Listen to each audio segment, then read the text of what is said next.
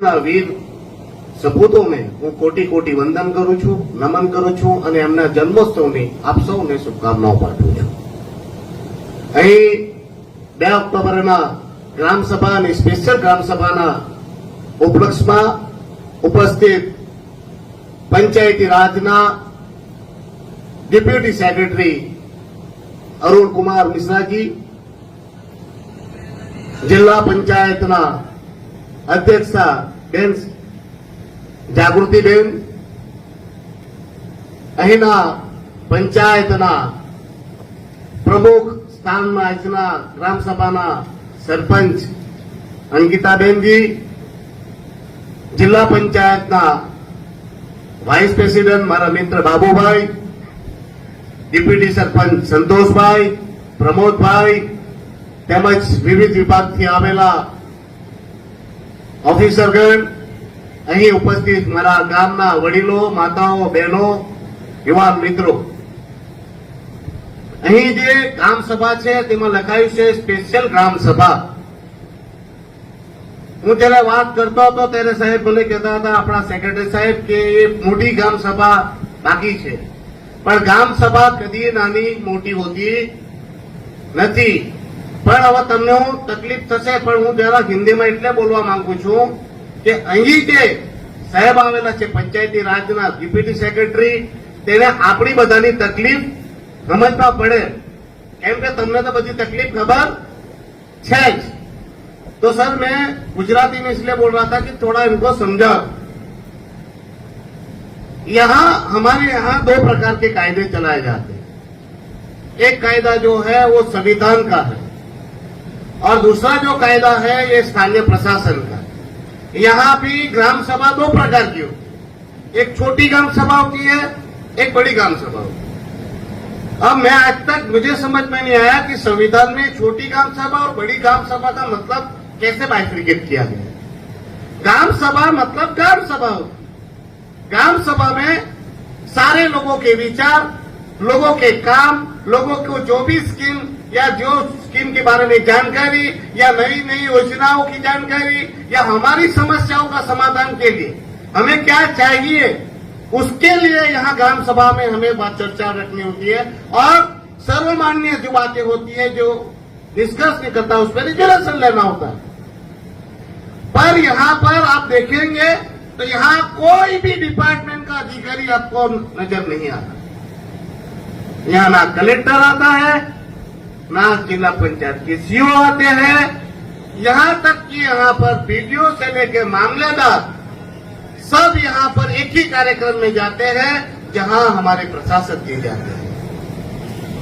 और यहाँ जो है वो जनता का कोई महत्व नहीं है. यहाँ महत्व है तो सिर्फ और सिर्फ कुछ लोगों का. तो आपको ये अनुसंधान में कुछ बातें मैं कहना चाहता हूँ सर. ये जो पंचायती राज है, आपसे बेहतर और कौन जान सकता है. 1992 में 73 संविधान संशोधन अधिनियम भारत के संविधान का भाग 9 में शामिल किया गया. इसने भारतीय संविधान के अनुच्छेद 40 को आकार और संरचना प्रदान की. ये देश की जमीनी इकाई में अधिक लोकतांत्रिक निकाय प्रदान करने की दिशा में सरकार द्वारा उठाए गए सबसे महत्वपूर्ण कदम में से एक था. ग्राम सभा और ग्राम पंचायत त्रिस्तरीय संरचना 73वें संशोधन अधिनियम में 2 तरह के प्रावधान, ये प्रावधान है स्वैच्छिक प्रावधान और अनिवार्य प्रावधान. स्वैच्छिक प्रावधान राज्य सरकारों की स्वतंत्रता की ओर इशारा करते हैं, जबकि अनिवार्य प्रावधान राज्य कानूनों के साथ जुड़े हुए थे. उसका निष्कर्ष क्या था? भारतीय प्रशासनिक व्यवस्था में ग्रामीण विकास के लिए त्रिस्तरीय संरचना को व्यापक रूप से पंचायती राज के रूप में जाना जाता है. इस संरचना में ग्राम पंचायत, पंचायती समिति, जिला परिषद शामिल है. पंचायती व्यवस्था के पीछे मूल विचार महात्मा गांधी के सिद्धांतों का था और उनके आदर्शों से आया है. भारतीय संविधान का अनुच्छेद 40 जो भारतीय नीति का एक निर्देशन सिद्धांत भी है, देश में पंचायती व्यवस्था के महत्वपूर्ण संबंधित है. 92 में जो 73वां संविधान संशोधित अधिनियम भारतीय संविधान के भाग 9 में शामिल किया गया था, इसने भारतीय संविधान के अनुच्छेद 40 को आकार और संरचना प्रदान की, देश में पंचायती राज की व्यवस्था को विचार पूरी तरह से स्वतंत्र भारत के आदर्शों पर ही आधारित नहीं था।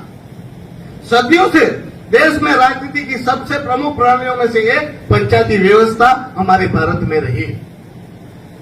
महात्मा गांधी जी ने पंचायती राज को सरकार की केंद्रीकृत रूप माना था। उन्होंने पंचायती राज को ग्राम साम्राज्य या ग्राम स्वशासन कहा था। गांधी जी के मुताबिक पंचायती राज व्यवस्था में ग्राम के वयस्क 5 लोगों की एक परिषद भी होनी चाहिए।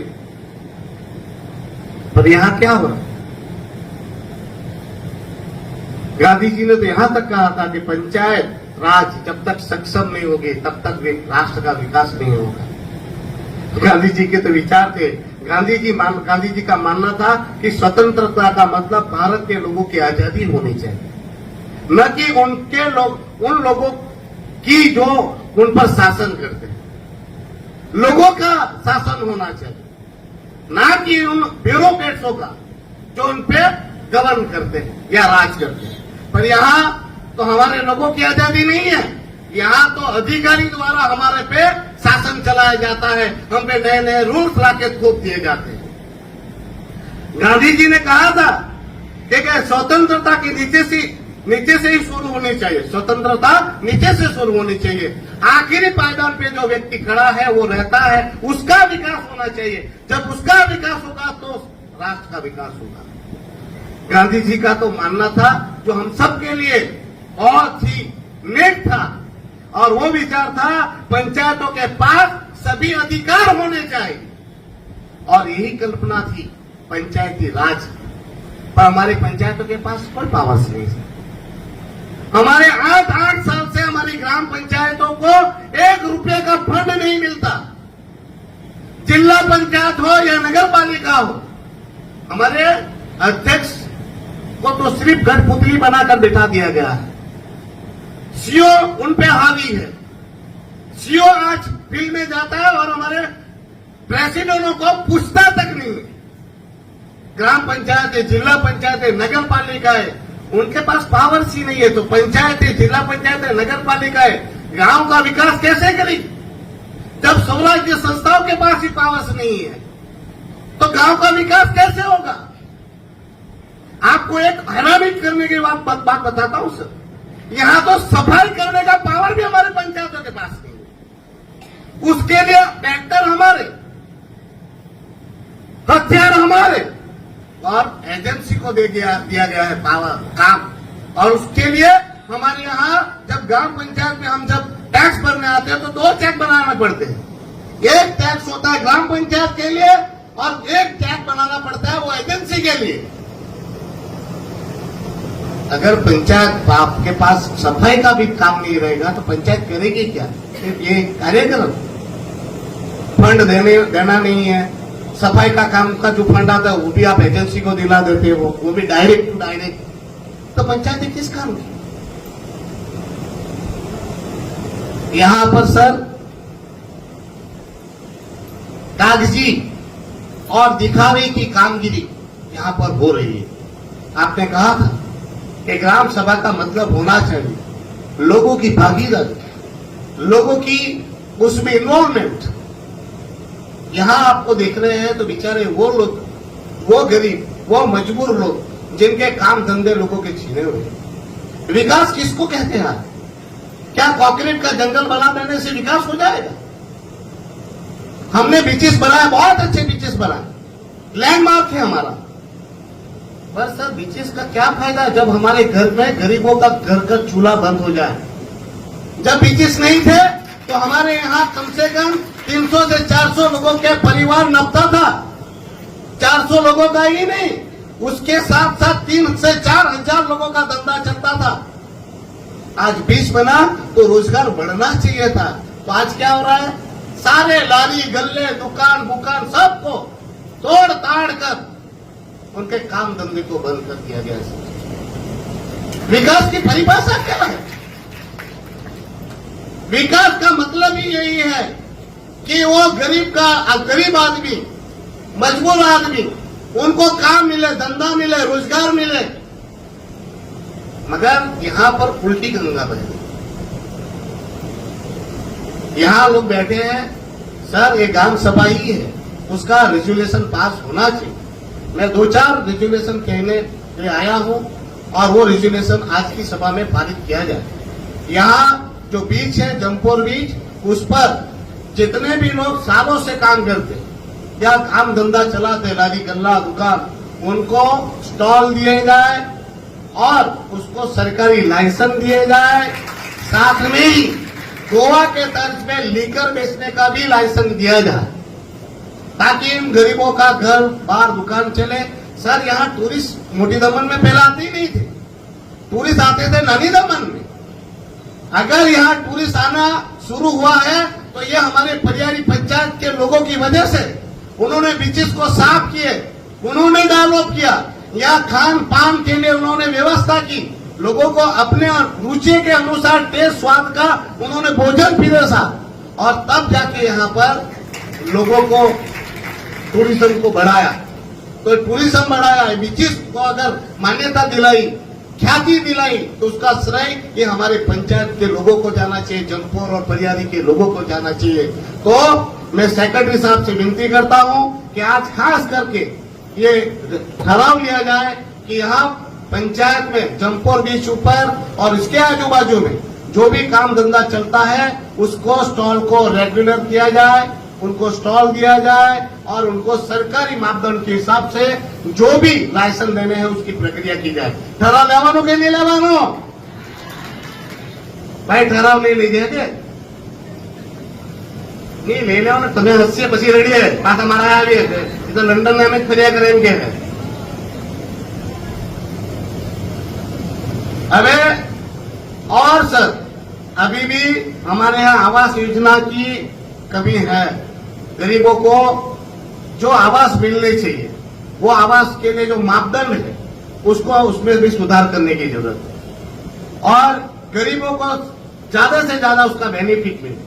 आज हमारी भारत सरकार, हमारे यशस्वी प्रधानमंत्री नरेंद्र भाई मोदी जी का सपना है कि हर एक मजदूर के सर पर छत हो।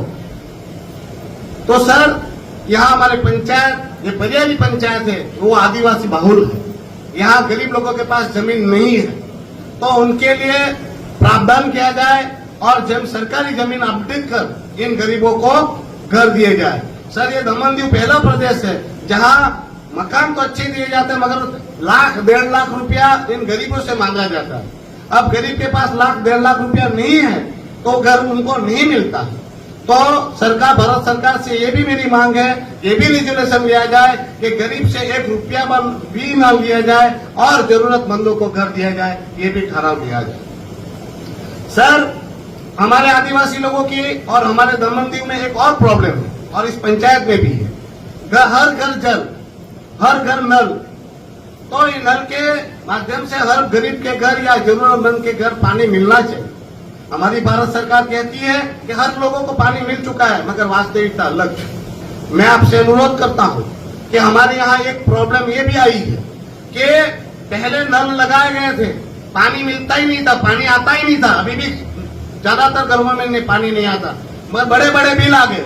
अब बिल नहीं भरा तो मेरे ग्रैंडफादर ने नहीं बिल भरा तो यहाँ की लाइट पानी का कनेक्शन कट हो गया और वो पानी जब तक वो बिल नहीं भरेगा और लाखों का बिल आया, पानी आया ही नहीं। तो मैं ये रिक्वेस्ट करता हूँ कि वो पुराने बिलों को माफ करके ये हमारे जरूरतमंद लोगों को फ्री में पानी पहुंचाया जाए और नए नाम से फिर से उनको कनेक्शन दिया जाए। सर रोडों की भी हालत आपने देखी होगी, हमारे यहाँ तो वीआईपी आते हैं तो हम लोग एक ही रूट पकड़ते हैं, मसान चौक से निकलकर कांठा विस्तार पकड़ के आ जाते हैं, मगर हमारे गांव की हालत खराब है, गांव के अंदर अंदर रोड भी बहुत खराब है। तो उसके लिए भी विशेष हमारे लिए रोडों का काम आपने अभी कहा, तो इस पर भी ग्राम पंचायतों में जो रोड के काम बाकी है उसके लिए करवाया जाए। सर बहुत ज्यादा बातें हैं मगर यहाँ सुनने वाला कोई नहीं है, तो इस बार मैं अगली ग्राम सभा के लिए बचा के रखता हूँ। पर आपको मैं यही कहना चाहता हूँ, बिना पंचायतों को सक्षम बनाए, बिना उनको फंड दिए, बिना उनको पावर्स दिए पंचायती राज कभी नहीं आएगा और कभी भी ग्राम विस्तारों का, ग्राम पंचायतों में बसने वाले लोगों का विकास नहीं होगा। अगर इनका विकास नहीं होगा तो राष्ट्र का विकास संभव नहीं है। आपसे अनुरोध है कि पंचायतों के जो संशोधन 73 में पावर्स दिए गए हैं और हमारी जिला पंचायतों को भी जो हेड वाइज 24 हेड हमें मिले हैं, हमें जो पावर्स दिए गए हैं उस पंचायती राज में वो पंचायतों को पावर्स दिए जाए। सर आपको और एक तकलीफ की बात कहता हूं, पहले एक चेक पे 2 साइन होते थे, सेक्रेटरी ग्राम पंचायत का सेक्रेटरी भी साइन करता था, अब तो ये भी साइन नहीं कर सकता। तो आपसे अनुरोध है कि ग्राम पंचायत में जो मिले पावर्स है उनको वापस रिस्टोर करें और पंचायती राज को सक्षम बनाने के लिए पहल करें। मैं जानता हूं कि यहाँ के अधिकारियों को और यहाँ के लोगों को प्रोटोकॉल नहीं पता है, आपका धन्यवाद। हमारे सेक्रेटरी को भी पता नहीं है, पर जो एमपी होता है वो सर्वोच्च नागरिक है दमनदीव का, उसका प्रोटोकॉल सबसे ऊपर होता है और वो होता है तो वही मुख्य अतिथि होता है, उसका ही सम्मान पहले होता है। सर का आभार। कभी मैंने सर को इसलिए बोला कि अतिथि देवो भव, मतलब अतिथि जो होता है वो भगवान तुल्य होता है, इसलिए मैंने सर को बोला था कि नहीं आपका प्रोटोकॉल के साथ आप मत चलिए, क्योंकि हमारे लिए आप अतिथि है और आप हमारे प्रदेश के लिए हमारे भगवान। पर सभी लोगों को ध्यान देना होगा कि दमनदीव का सांसद जो है अब बदल गया है और वो प्रोटोकॉल पहले आप लोग नहीं देते थे, मगर अब प्रोटोकॉल तो हम लोग छीन के लेंगे। और प्रोटोकॉल का ख्याल रखिए, ये सांसद जो है वो उमेश पटेल नहीं है, ये दमनदीव की लोगों की चुनी हुई उम्मीद है और आशाएं और अपेक्षाएं है। उमेश पटेल नहीं बोल रहा, ये सांसद बोल रहा है जो इन लोगों की आवाज होती है। और ये जो प्रोटोकॉल है वो मेरा नहीं है, जनता का है। तो ये प्रोटोकॉल का हमेशा से ख्याल रखें। और ये माध्यम से आपके माध्यम से मैं अधिकारी को भी बताना चाहता हूं कि ग्राम सभाएं छोटी बड़ी नहीं होती। अब हर ग्राम सभा में हर एक अधिकारी को उपस्थित रहना होगा और जो भी योजनाएं हैं और जो शिकायतें हैं उसको सॉल्व करना होगा। नहीं तो आप लोगों की ड्यूटी एसी में बैठकर गाड़ी घोड़ा लेके घूमने तक की नहीं है। अगर आपसे काम नहीं होगा तो आपको यहाँ से कैसे भगाना है वो भी हमें आता है। अभी मैं थोड़ा नया हूँ तो आप लोग ऐसा मत सोचिए कि नया है इसलिए समझ में नहीं आ रहा है, पर समझ में जल्दी जाता हूँ और अधिकारी भी अपनी अपनी जवाबदेही समझे, क्योंकि उनको जो पगार भारत सरकार द्वारा दी जाती है वो हमारी सेवा के लिए है, हम पे राज करने के लिए और हम पर नियम थोपने के लिए नहीं है। तो मैं आपके माध्यम से ये वीडियो के माध्यम से इन अधिकारी को भी कहना चाहता हूँ, अगली ग्राम सभा में हर एक अधिकारी अपने डिपार्टमेंट से यहाँ उपस्थित रहे, अन्यथा आप लोगों को वापस की रिटर्न टिकट भेजने का हमें भी आता है। बस कुछ नहीं कहना सर, आप आए, आपका वेलकम है, आपका आभार है और आपने प्रोटोकॉल के हिसाब से मुझे जो प्रोटोकॉल दिया है उसके लिए भी आपका आभार है। धन्यवाद।